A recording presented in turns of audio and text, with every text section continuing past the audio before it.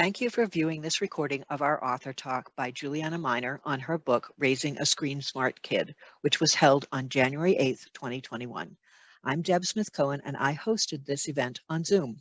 Unfortunately, I forgot to start the recording until after I had introduced our author, who is a mom, a blogger, and a public health instructor. When the recording starts, Ms. Miner is just finishing describing how she will be answering questions from the chat. Enjoy. Just asking that question or, adding it to the chat. And if you don't know how to do that, at the bottom of the screen, there's a little icon that says chat that looks like a text bubble. You just click that and type in your questions and Deb will flag them and let me know. So I want to start by just saying that I'm the author of Raising a Screensmart Kid. This book came out in the summer of 2019.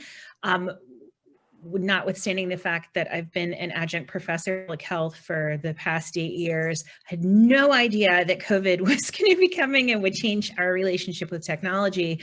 Although the data in the book is still good, I just think the world is a little different in terms of how much we and our children are online. I have taught at George Mason on and off for the past 8 years. I have a master's in public health management and policy from the University of Michigan, and I've worked at the state and local, levels doing public health and community-based public health for 25 years, which makes me really old. I'm a mom of 3. I lived in Fairfax County for about 15 years, and we just recently relocated to the suburbs of Cincinnati, Ohio. And I'm also a blogger. So I thought I had a unique perspective because as someone who really does deep dives into social science and behavioral science and someone who is a professional internet person, it became really difficult for me to figure out how to parent my kids when they were old enough to become internet people themselves. Like when they wanted to get Instagram accounts and Snapchat accounts, I really didn't know what to do. And I have a sense of all the good and the bad that's out there online. And so I started trying to figure out what to do the way I always do, which is to look at the data.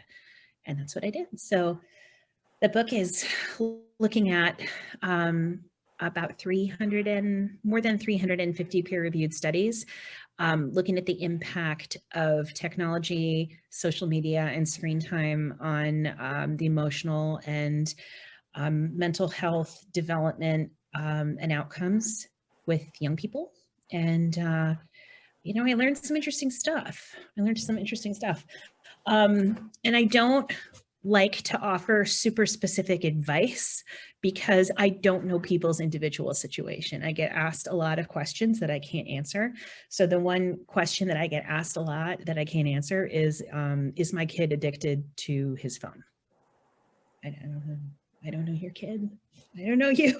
I don't know how much he's on. I don't know what the balance is between everything else in his life and how much he's on his phone. I can't answer that question without knowing more about the situation. When should my kid get their first cell phone? I don't know your child. I don't know your situation. Do you work outside the home so that your kid needs that contact? Are you co-parenting with someone who you don't live with? There's so many different, how old is your child? Is your child neurotypical? Like there's so many factors that impact these things. So rather than trying to give specific advice, I'm just gonna kind of point to what the data tells us and give you hopefully a framework for making decisions that make sense for your family and for your kids. And I guess we can start, unless anyone has any questions. I'm checking the chat, there's nothing there. We can start with some kind of basic stuff, like looking at the landscape. When the book was published, the data, so in 2019, the data on the percentage of population in the United States of people who had smartphones was at about 95%. So that is just a critical mass of people. Basically, everyone at this point has a cell phone And the majority of those are smartphones. The vast majority of those are smartphones. So in terms of sort of population-wide penetration, this is a technology that is very commonly used. But I want to contrast that with the notion that this is very new technology. And if you're older, like I am, you can very easily remember what it was like to live in a world before wireless and before smartphones. It was a different world. I mean, how we communicate with each other, how we work, how we educate our kids, how we court our romantic partners, how we create and maintain relationships with our friends and family, all of it is profoundly impacted by our tech use. And just consider that the first iPhone was released in 2007. So that's not that long ago. That's 13 years ago. And in 2007, we weren't seeing, market penetration at that point. It was still a fairly new technology, and the only people that were consistently using these types of devices were, early adapters. So they sold about 1.4 million units worldwide in 2007. By 2016, that was 201 million units worldwide. The first Android was released in 2016. Oh, I'm sorry, it was released in 2008. In 2016, 107 million units were sold worldwide. So just consider that it took until about 2012, the beginning of 2012, to have smartphones reach market penetration in the US. That is sort of the critical mass of the US population, US consumers using that technology. And in 2012, that was skewed in terms of age cohorts toward older people. But it's fascinating because if you look at it from a sort of sociological perspective, it's unprecedented because we went from 0% of the population to almost 95% of the population using this technology daily in about 5 or 6 years.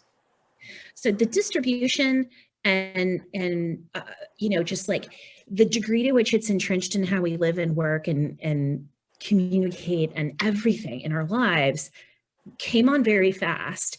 Now, no other type of technology throughout the course of human history has ever sort of infiltrated daily life as quickly and in such a ubiquitous way. So they use consumer and business literature uses a term called market penetration to look at when a type of technology has become very commonly used. So for radio, it took about 38 years in the United States. For the telephone, it took about 20 years. For television, 13 years. For cell phones, not smartphones, but just cell phones, 12 years. For the internet, 4 years. For Facebook, 2 years. YouTube, 1 year. Angry Birds, 37 days. And Pokemon Go, 19 days. In 19 days, over 50 million people were using it daily. So consider the degree to which, if you ever have kind of felt like you were in like a mass psychological experiment, like, what is this doing to us?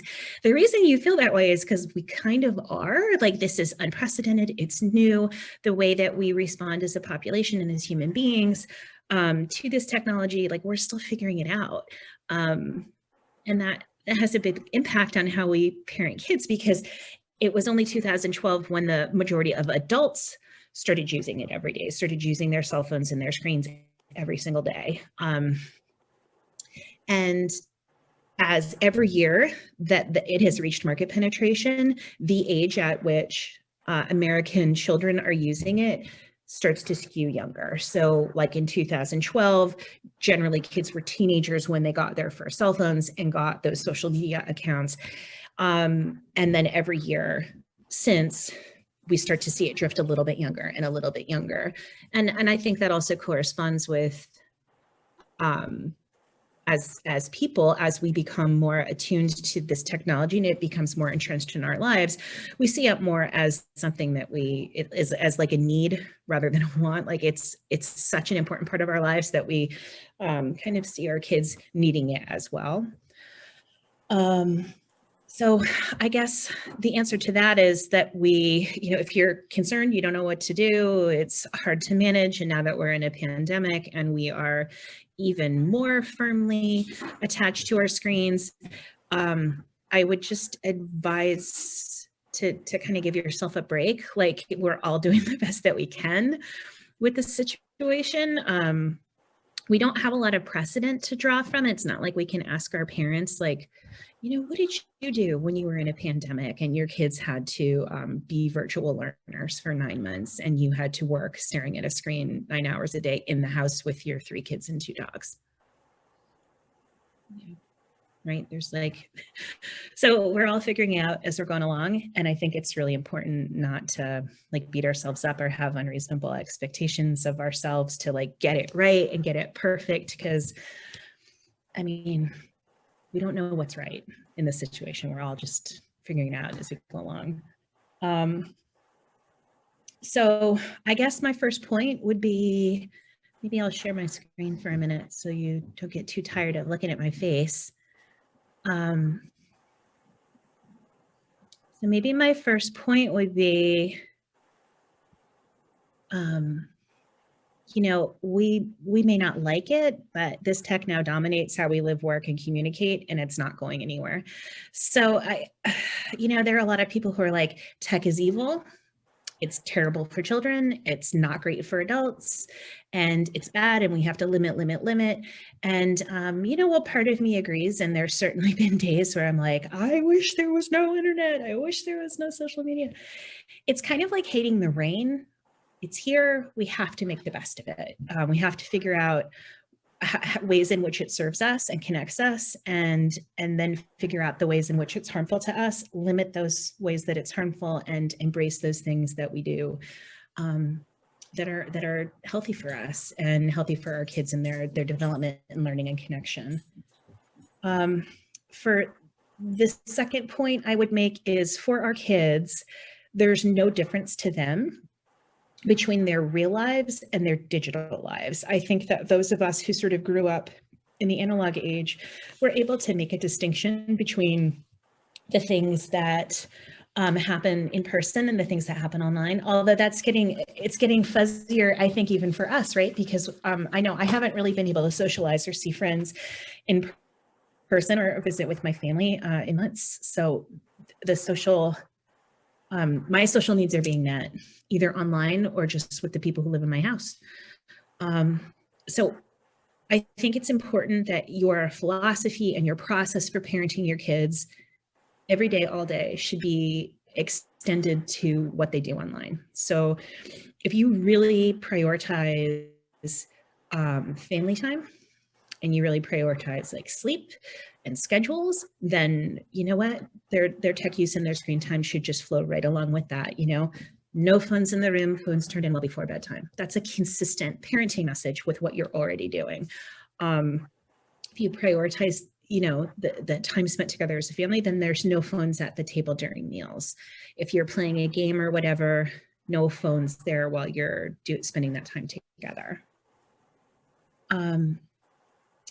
The other thing, and I think this is particularly important during a pandemic, is, of course, you should be paying attention to what they're doing online, of course.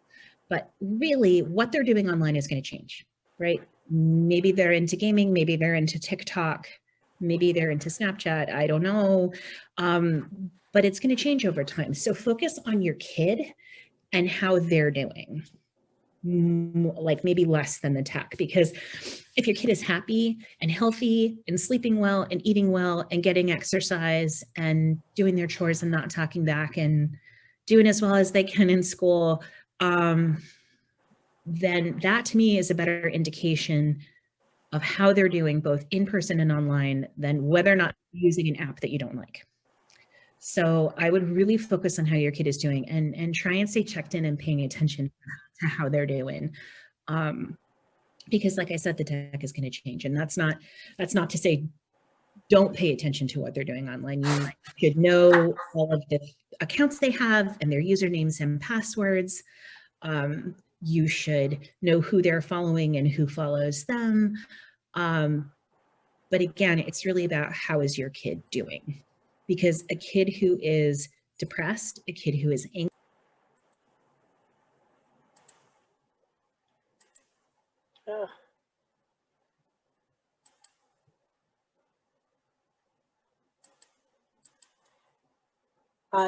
Julianne, you'll need to unmute yourself. I'm sorry, you've gotten muted.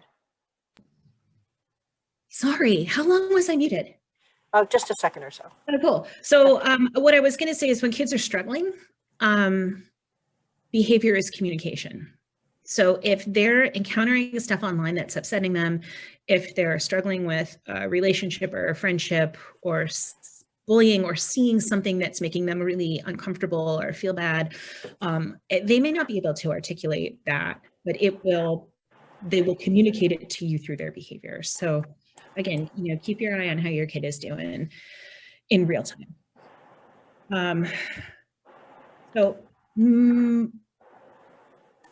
Most tech people, there are a lot of people who want to look at technology as being either good or bad, but I would say it's both. And I think we kind of know that, right? Like it's a blessing and it's a curse. It helps make our lives easier. It helps us feel connected when we can't see our friends and our family. It allows our children to go to school. It allows us to work from home. It does a lot of good for us. But especially as we've seen this week, we can use technology to, convince people to do things that are really dangerous for themselves and our country. And it's really troubling. And I think when we look specifically at how it impacts kids, I want to look at how it can tip from being something positive to being something negative really quickly. And there's a framework that was used by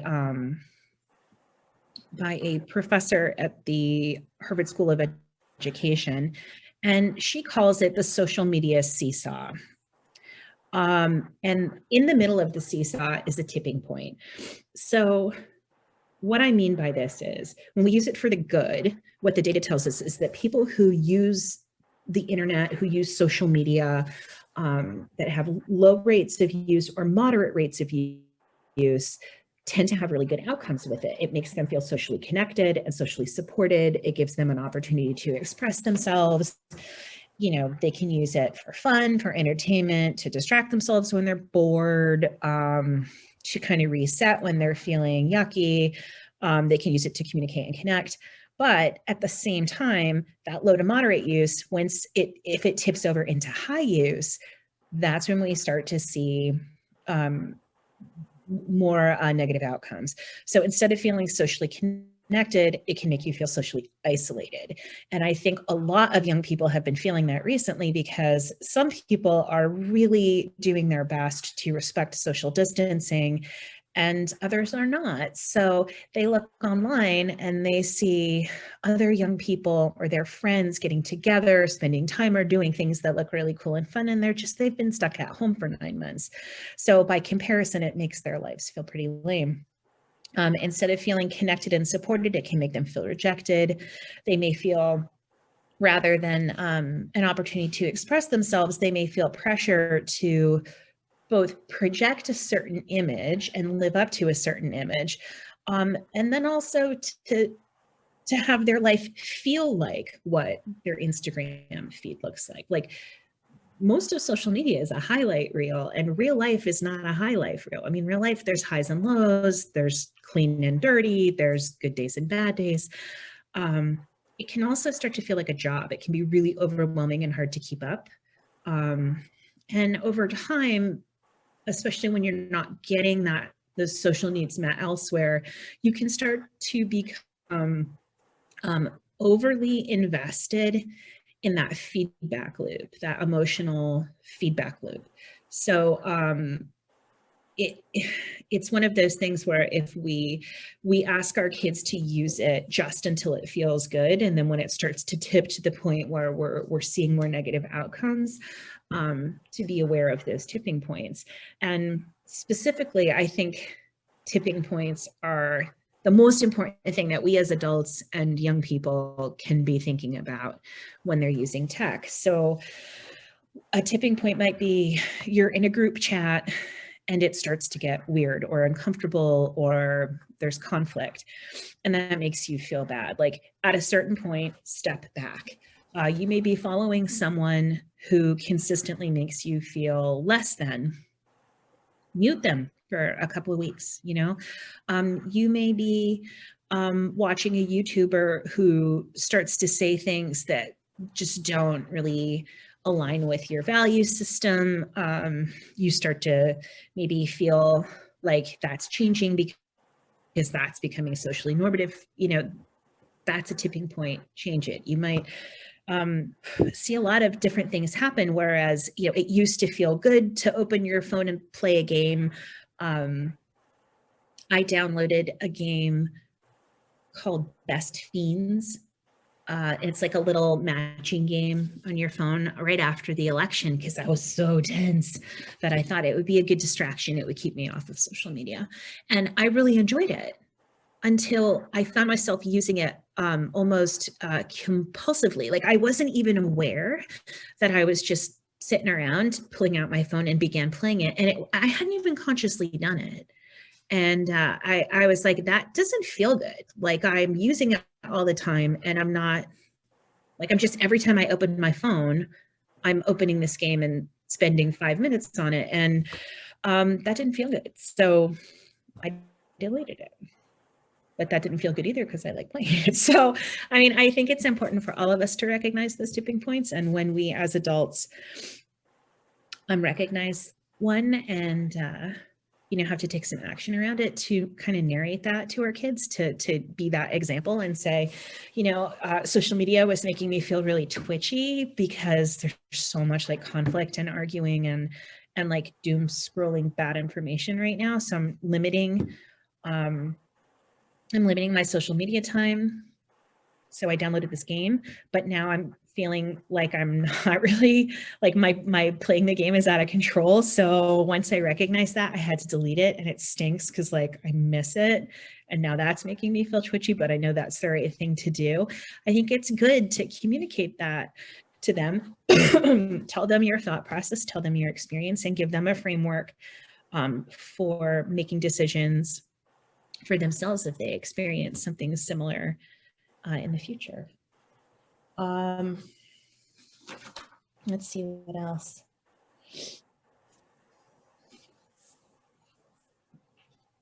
So some things you can do when tipping points start to tip from good to bad.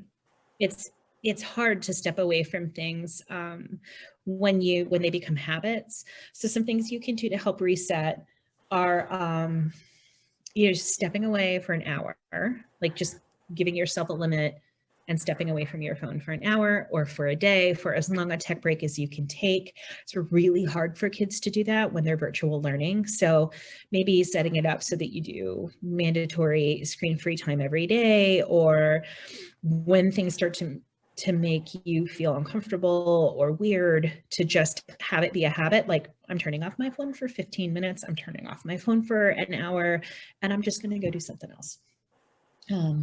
You can limit your use, specifically your like recreational use. So obviously we're all stuck online a lot more than we want to be, but you can set limits. Like if you have an iPhone or an Apple device, you can use screen time limits that are just like built into the phone. And if you're using an Android, there's definitely programs for that you can use that you could download. If you have a conflict with someone, deal with it in person or deal with it individually, either via FaceTime or via a phone call. If you can't do it in person, I mean, obviously I would recommend doing it in person where that's possible. But doing it publicly, doing in a comment thread, not advisable, especially with kids. They're still learning to read social cues. They're still learning to be mindful of the impact that their words have on others. So if they're doing it via FaceTime, there's a greater degree of accountability when you have to look at each other, when you have to hear each other's words, when you hear the inflections and the pauses. Like, managing conflict in that way, it's important developmentally. And it also saves future conflict when you do it on a phone call or a FaceTime, and it's not something that you can then go back to in a text thread and read and reread and just like cogitate on. It's much better to try and solve conflicts that way. If the conflicts arise in a digital space, to try and solve it in a synchronous communication way, since doing it in person is difficult right now. I think making kids mindful of and teaching them a degree of mindfulness about how things are making them feel is important, and checking in with them about the game. Like, so you're playing, you're playing this game. How do you like it? How's it making you feel? Like, how do you feel when you lose? How do you feel when you win? Are you playing with teammates? Do you know all of them? And just trying to be intentional about how you feel and what you're doing. I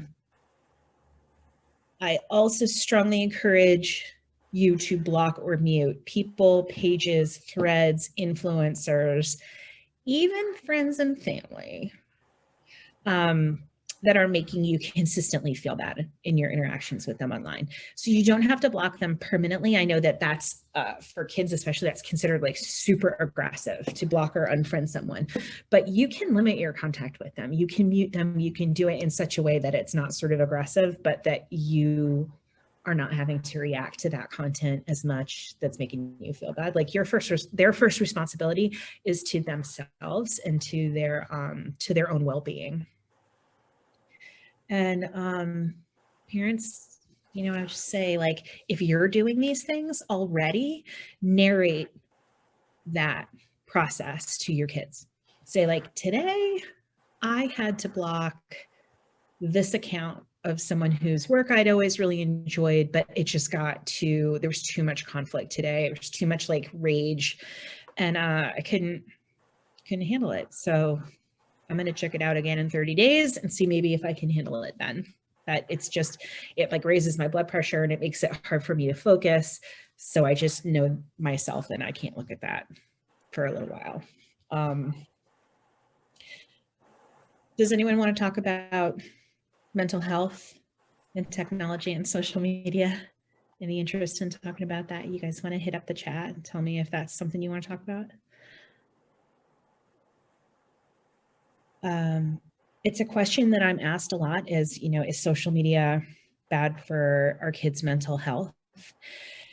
And I would say there's definitely a lot of evidence that the two are related. Social media use, technology use, gaming, and kids' mental health are related. But the nature of their relationship the evidence is all over the place. One thing to look at, and one thing that's not really disputable, is that about the same time, about 2012, which was like the tipping point in terms of market penetration and saturation for smartphones in the US, is about the same time that adolescent mental health, we start to see really disturbing declines in adolescent well-being. So that's rates of depression, anxiety, suicide, suicidal ideation, self-harm. Around 2012, we started to see more and more of this in kids. Right now, that data indicates a correlation between the two things. We cannot prove causation. There's evidence that social media use, particularly overuse, heavy use of social media, can lead to loneliness, depression, FOMO. The relationship between anxiety and social media use is less well established. There's some studies that indicate that they impact each other. There's others that that don't draw as clear a line. I have a question that says, do you think it is from kids using phones or because of the kids' parents using the phones, or maybe a mix of the two? You know, that's a really good question, right?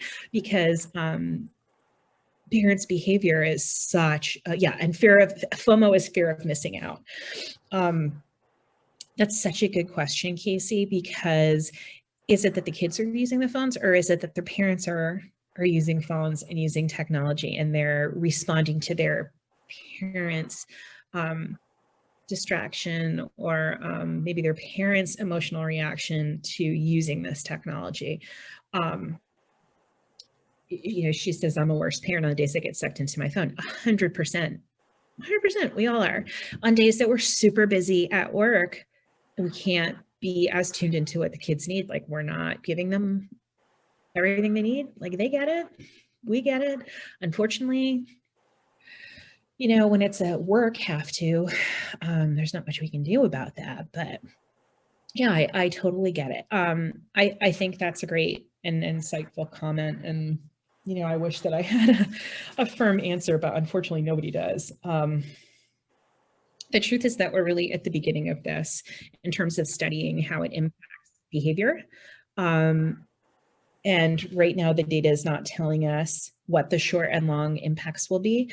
In almost every study, linking decreases in mental health, mental well-being, feelings of happiness and well-being with tech use. The kids who use it the most experience the worst outcomes.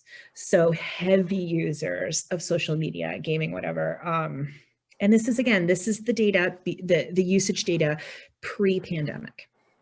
But what that data showed us was the kids who use it the most are the ones who are having the worst outcomes in terms of overall well-being and mental health. Now, the question is this like a chicken and egg? Were these kids more likely to feel bad and be unhappy, experience mental health problems, and that's why they overuse? Or are they experiencing these feelings because they overuse? And, you know, it's really difficult to say. Those kids that are neurally atypical, so a kid with depression, anxiety, ADHD, perhaps a kid on the autism spectrum, those kids are like really wired to use social media and technology more, especially, gosh, ADHD brains. Like, this technology is so like designed for an ADHD brain, right? And those kids are so much more likely to be heavy users, problematic users, because it just like appeals to them in terms of neural stimulation. That being said, the more they use it, the less able they are to self-regulate, and then the more they use it. So it's really difficult to draw those things together. So I do want to just mention one thing, that the data is around mental health and tech use is what we call curvilinear. So it's not straightforward. Like I said before, it's good and bad, right? The people who use it in smaller amounts, low to moderate users, tend to have pretty good outcomes because they use it to supplement the things in their life that are good, right? They use it for connection, they use it for entertainment, they use it for learning, and then they do other stuff, right? So they're having good outcomes with it, but it starts to tip over into bad outcomes, and then that's when we see heavy users having bad outcomes. So if you think about it, like if you're at a restaurant and you have a waitress who's really attentive. I was a waitress for many years, right? You have a waitress who's really attentive. They're like, do you need another drink of water? How does everything taste? Your food will be out in 5 minutes. There's a certain level at which that improves the experience of being at a meal and paying for a meal at a restaurant. But if that waitress becomes overly attentive and disruptive, then it takes away from the experience. So that's what we mean. Like you want a certain level of interaction that creates a positive experience, but then when it starts to get too high, then we start to see that positive outcome decline. So we have a question from Deb. Do you have tips to teach setting boundaries for self-care and social media for different ages? Sure. So tell me what you mean by different ages. Are you Okay, talking? so I'm thinking of, well, my son is in his 20s, but at one point when he was obsessed with gaming and he had few friends at school, but lots of virtual friends, um, then I didn't want to be the one to say, set the limits all the time. I wanted him to be able to attend to how he was feeling and set the limits himself so that he was kind of owning, um, managing his social exposure in situations that did or didn't feel comfortable. Because I think that in itself is the kind of empowerment you want your child to grow into anyway. Does that make sense? Yeah, totally. I mean, and that's like the goal, right? Yeah. For everything is to have your kids be able to identify, self-regulate, moderate all the stuff in their life, right? Eating, drinking, if they choose to drink alcohol, right? Like exercising, tech use, social media use, gaming, like just finding those things that are serving them and then not overdoing it.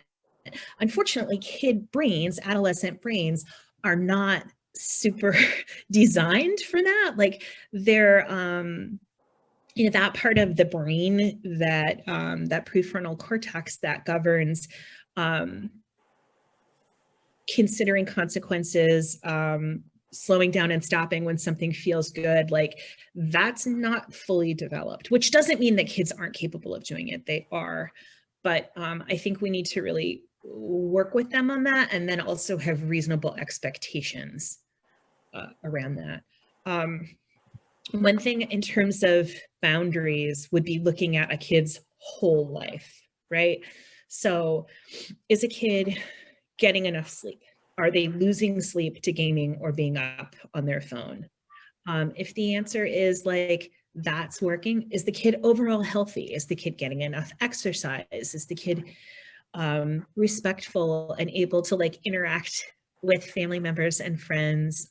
Do they have good balance? Are they taking care of their responsibilities at home and at school? If they're taking care of everything else the rest of their life, like if their room is pretty clean, if their grades are pretty good, if they're easy to live with and kind to their siblings and to respectful to you, but you're in a pandemic and you think they're spending too much time on the Xbox, like maybe look at everything and see how they're doing. Now, if the grades are falling off or they're missing sleep or they're just like being really unkind to the family and friends or whatever, then like, yeah, that might indicate a problem. And I think being very transparent with them about using that rubric can be helpful. Like, I'm not going to limit what you're doing if your grades are good and you are, being a considerate and helpful and respectful, loving member of our family. And, you're getting out and breathing air, drinking enough water, like being an otherwise healthy human, I'm going to let it go. But if you never clean your room and you never do your chores and you're failing English, then we have to set some boundaries and some limits. I mean, I don't think that's unreasonable. And I think even in your kid's angry brain, they would sense that that was pretty reasonable. Are there any other questions about that? Yeah, thank you. When it comes to tech and mental health, minimize use to maximize well-being. So we are forced to be online a lot right now. And our kids are, especially if they're virtual learners, they're online so much.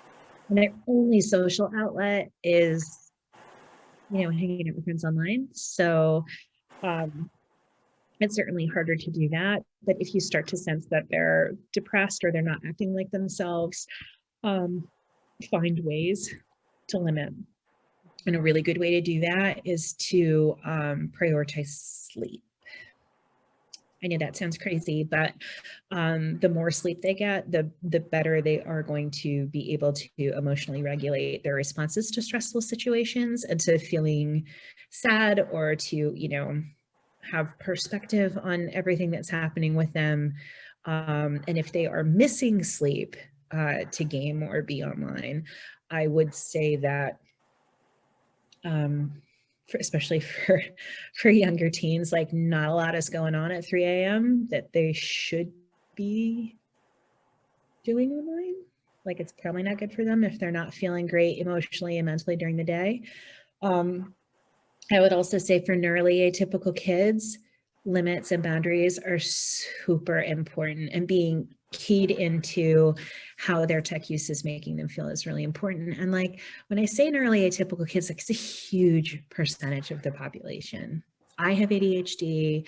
I have I have neurally atypical children that I'm raising. For ADHD, that's about 10% of the population, according to the national government.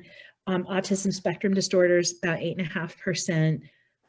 Any anxiety disorder, lifetime, about 25% of kids. And depression, 12.5 to 13% of kids. And those numbers are increasing post-COVID. Now, again, there's a lot of comorbidity and overlap among those groups. So if you have a child who falls into one of those categories, just be extra mindful of like all of those bad impacts are magnified with those kids. So it's really important to be paying close attention to how they're doing and what they're doing. So let's say, I think another point would be that even the best kid, like the just most wonderful, thoughtful, considerate, responsible child is gonna do stupid stuff. We all made mistakes growing up. We all did things we regret, things we were just like ashamed of. So we did something we were like, oh, why did I do that? Well, kids are still kids. They're going to do dumb stuff, and they're probably going to do it online. So just prepare yourself that like they're going to make mistakes. They're going to be a jerk to a friend, and it's going to be caught in a text thread that gets shared with everybody, or they're going to do something stupid, and it's going to be out there because kids are kids. And making those mistakes and learning from those mistakes are not only, that's not only like developmentally normal, but it's developmentally like formative. Like it's important to make mistakes, deal with the consequences, learn from them, have them, just like really figure out, like, I don't want to do that again because that was bad. But it is going to happen online. So, I think you should probably have a plan for when and not if things are going to get weird, or your kid's going to do something dumb, or one of their friends is going to do something dumb, or situations become uncomfortable or even potentially dangerous, or if safety is a concern. And that can look like a lot of things. It can look like, identifying someone for your kid to go to talk to if they don't want to come to you. Unfortunately, it's like everything else. When things go wrong, kids turn to their friends and not their parents, as adolescents, certainly. So if someone is really concerned about a friend, maybe self-harming, they will probably turn to their friends instead of to an adult. If they see bullying or something crazy happening, they will probably try and solve the problem themselves rather than cueing adults in, particularly if in letting adults know what's going on, it tips the adult off to maybe something that shouldn't be happening. So if kids are getting together or drinking or using drugs or, fooling around, they may choose not to tell adults because they don't want to get in trouble. And one thing that comes up a lot in the literature is kids don't tell their parents when there's like danger or bad things happening because they don't want to lose their phones, or they don't want to lose their accounts, or access to their friends. And like right now, that phone or that gaming account or whatever is like their lifeline to everything because they're stuck at home. So while I would never encourage a parent to condone dangerous behavior or bad behavior, it may behoove families to have agreements, not dissimilar to the agreements that you have in regards to drunk driving, where if your child is going to get in a car with someone who's drunk, that they get like a get out of jail free card. They call you, you come pick them up, you prioritize safety and well-being, like physical safety above the consequences, so that no one gets killed. And I think it's reasonable and realistic to have a conversation with your kids saying, like, if something happens that's dangerous, if something is going on that like really worries you, I want you to prioritize safety, not worry about losing your phone, and promise to tell me. And we will not worry. I will not like immediately snatch your phone. We'll just make sure everybody is safe. We'll sleep on it and we'll go from there. Let's see what else. Does anyone have any questions? We've got about 10 minutes left. No.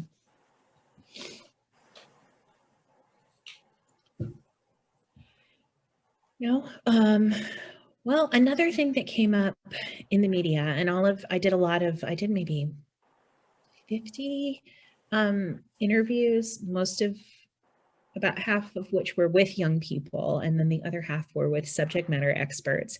And one thing that came up again and again and again was that parents need to model the behavior that they want to see from their kids. So if you are constantly at the dinner table like this, then you can't like yell at your kid to get off their phone, because you're showing them that the phone is more important than the family dinner. So, I think it's really helpful for parents to take a look at what they're doing and the message that that's sending. I mean, obviously we're working from home, so we are online all the time, but I also think it's relevant to like explain that and narrate that. Like, I need to respond to this email. When I'm done, I'm going to give you my full attention. So I need 5 minutes, rather than just like doing this. It's easy to do that though, because it's not like this is a marathon. It's been 9 months, and it's exhausting. It's really exhausting. Let's see.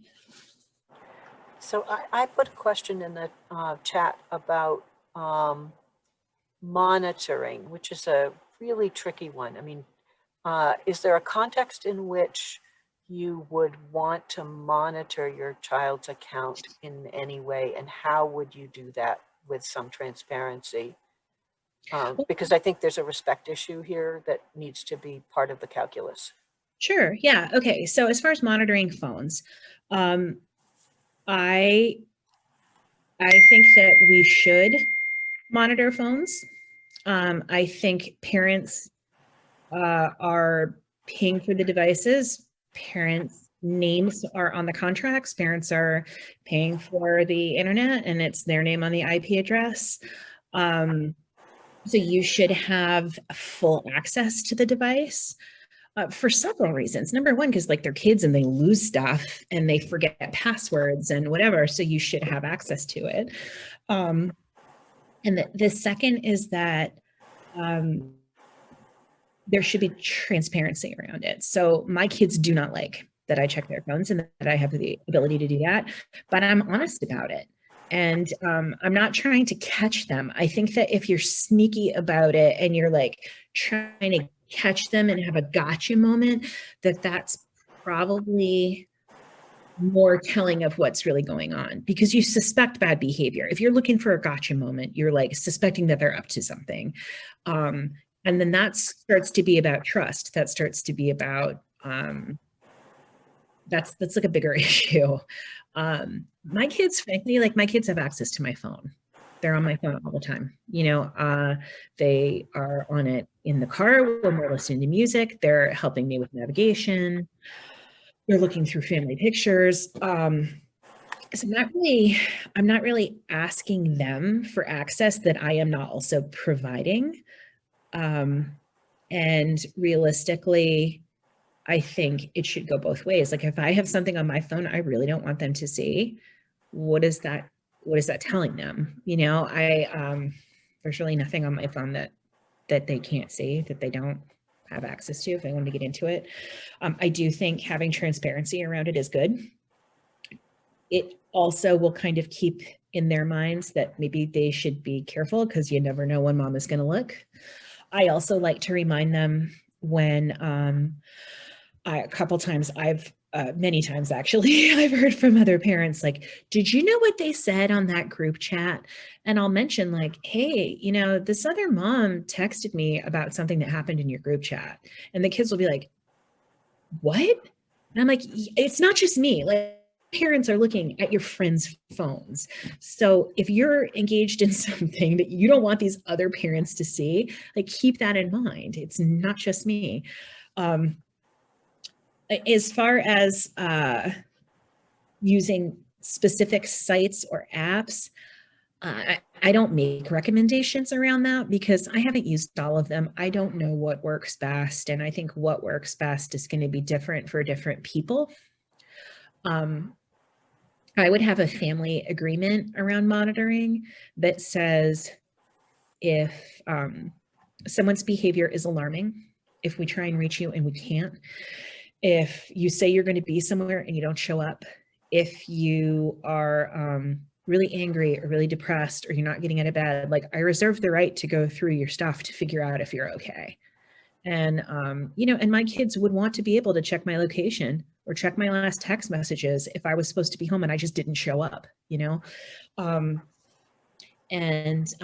do try and be respectful of their privacy. And, you know, I have told them that too. And I know they're not like digging around in my phone, looking at my stuff all the time. We try and be mindful of each other's privacy. But at the same time, in case of emergency, you know, check texts is real, you know, and we don't take advantage of that. But it is a policy. What else? If you are using sites or apps to monitor your kid's phone, one word of caution I would have is not to let the site or the app or whatever do the heavy lifting for you. So don't assume that just because you have an app monitoring for you that you don't also have to be paying attention. I know myself well enough to know that if I got real busy or distracted and the app was telling me that like nothing was going on and everything was fine, that I might just believe everything was fine because I was distracted and I didn't have time to check it. It's more like eyeballing your kid and seeing how they're really doing, and talking to them is just as important as anything that app is going to tell you. So I would just be mindful, if you are going to use that you are very mindful of like staying connected with what's going on in real life, because it might not flag something that's really there, or it might flag something that's out of context. And if you're really in tune with how your kid is doing, you'll be able to put your mind at ease, knowing that it was, knowing the circumstances around it. Any tips for a kid that suffers from extreme upset when screen time is over? More for younger kids, 6 to 8-ish. Oh, I call that it's time to stop playing Minecraft monster. So like, even when your child is just absolutely wonderful, delightful little human, that you tell them it's time to stop and they just turn into like a snarling little beast because they don't want to stop what they're doing. So I would just also draw the parallel that like when my kids were little and it was time to leave the playground, they were like, there were a couple times it was like horrible. They're just like yelling, boneless, and like literally have to like pick them up and like throw them over my shoulder to get them in the car to leave the playground.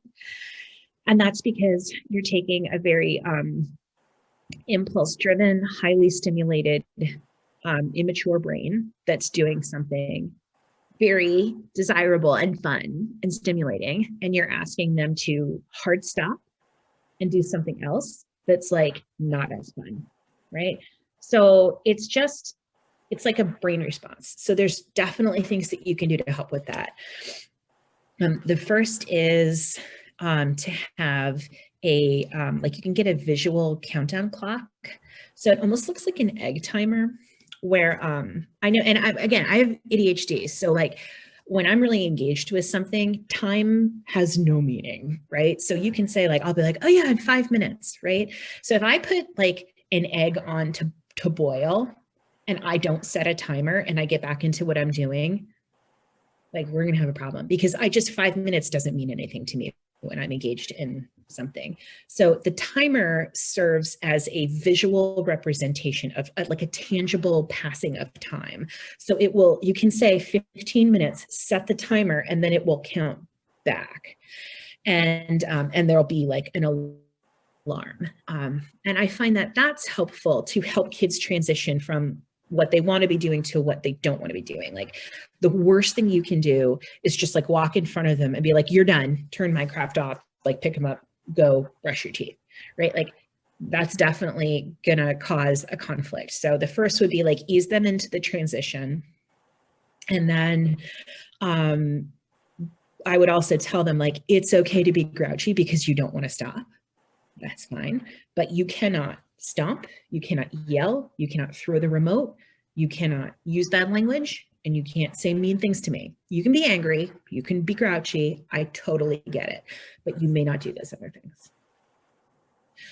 You can also reward them for positive transitions, right? So for some kids, if they are able to say like the 5-minute warning or the 15-minute warning, and then they log off and they go on to the next thing, even if they're grouchy, but if they do it and they do it with a pretty good attitude, you know, for some kids, like you just praise that so hard. You're just like, I love the way that you turned off Minecraft and came upstairs. Like, I'm so proud of you. You know, there are a lot of teenagers that can't do that and you're only 10 and you can totally do that. Like if I had to turn off the football game for your dad and tell him to go brush his teeth, he would be, I don't know that he could do it, but you can do it and I'm proud of you. You know, for other kids, maybe a tangible reward. Maybe you give them, they get to pick the movie, they get to pick dinner, they get an ice cream cone, they get extra stories at bedtime, like whatever is going to appeal to them, you know, but like give them a reward for doing it on their own. Or it could be sequential. Like you could literally have like tickets. You could be like, every time you transition from like video games to not video games, and you do it really well, you get a ticket. 5 tickets means, I don't know, like normally I would say like we go to a movie, go out to get ice cream, but we can't do that anymore. Another way to help with transitions is to make part of the transition a reset, like a physical reset. So with younger kids, making them do 10 jumping jacks, making them run up and down the stairs 5 times. Something like that can sometimes like jumpstart a reset, which is helpful. Other times, like fighting them to do that doesn't help. Or it could be like you have to drink half a glass of milk, you know, but like the act of going to the kitchen, pouring the milk, putting it in the fridge, drinking milk, like that is enough to kind of help them reset something tangible, physical that they're doing between the preferred activity and the less preferred activity. You can also like physically post rules and put those rules up. Like you get a warning, you get a timer, so that they have a checklist and that their dissatisfaction with the process is like, it's less subjective, it's more objective, right? So like the timer does that. It's like a tangible thing. So it's less like you just being like, get off your Minecraft. I don't want to hear about your Minecraft world. It's time for bed. It's like the timer that's telling them, not you, or it's the rules that you have agreed upon as a family that you can point to. And it makes it, like, again, it makes it objective. All of those things I would say also are only as effective as your ability to be consistent with them and stick with them. Is there anything else? I'm looking at the time and I really do appreciate this. I'm going to add, I can't resist because this is, you know, any of us who are parents always have the thing that worked for me was the thing we're going toward after we used a timer as well to count down. And when the timer goes off, then you're going to walk the dog, so that there's a thing coming next. Oh my gosh, Deb, that's great. Like anything with pets or anything that gets them outside is super helpful. Right. Yeah. So I think something to go toward, not just away from. Yeah, I have a dog actually asleep on the couch right over here. And I just want to say, this is the book. Mhm. And you can buy it wherever books are sold, but I love Bard's Alley in Vienna, and you can definitely order it online through them. They are my pals and have been super supportive of me, and they definitely have it in stock, and they definitely have it available online. And Amazon will not miss one book sale. Yes. Okay, well, thanks for those of you who came, and I hope that you did get some good insights. And we do appreciate Julie spending time with us. It's weird to do a presentation. Usually we would have had this in a branch, and you would have, had a better sense of each other's faces and some good, transitions that I think, face-to-face is just so much better. But I really appreciate that you gave this time and that we had a chance to do this event. Okay? All right, thank you so much. Thank you. Okay. Okay, bye. Okay. All right. And I think that I'm going to say goodbye, but I'll send you a thank you, and I do appreciate this. We had a small turnout, but I think that they stayed throughout the whole thing, and that was a good deal, right? It felt really awkward, but hopefully it was helpful and not super boring. Oh, no, I thought it was great. And I have to confess, usually I try to read these books. Oh, sorry, I should put myself back on video because anyway, usually I try to read the books beforehand, but I didn't get to this one. I think I had planned to read it last year when we scheduled you, and then I never got back to it. Don't even worry about it. I mean, your kids are grown up. This isn't even really in your wheelhouse, so don't I know, but often when we have a speaker, I do try to read their book, and but I appreciated that you got some good stats in there and context as well as just advice. And I also have looked at your blog, which I enjoyed too, because you have some humor and some pragmatics there that I think are really good. So the idea is to make you feel able as a parent rather than just that you're, checking off boxes or something. Anyway, okay. So anyway, thanks so much. Thanks, Deb. Have a great day.